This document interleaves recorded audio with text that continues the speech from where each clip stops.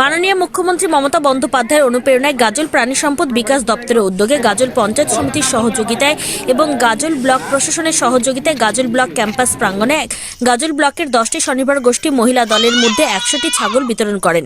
প্রত্যেকটা দলকে 10টা করে ছাগল বিতরণ করেন। এই কর্মসূচিতে উপস্থিত ছিলেন গাজল বিডিও সুদীপ্ত বিশ্বাস, গাজল পঞ্চায়েত সমিতির সভাপতি মোজাম্মেল হোসেন, গাজল পঞ্চায়েত সমিতি কৃষি সেচ ও সমবায় স্থায়ী সমিতি কর্মাধ্যক্ষ মাহবুল আলম, গাজল প্রাণী সম্পদ বিকাশ দপ্তরের বিএলডিও ডক্টর শান্তনু পান্ডা সহ অন্যান্য আধিকারিকবৃন্দ।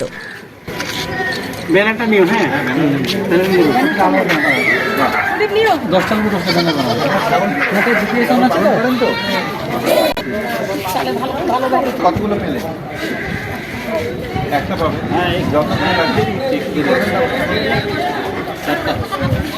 একটু ধরেন এই তো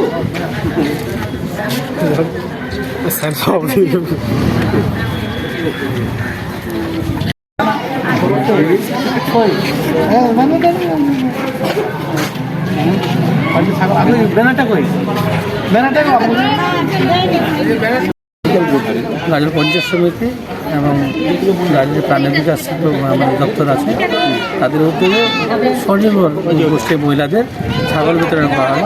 আজকে আমাদের এআরডি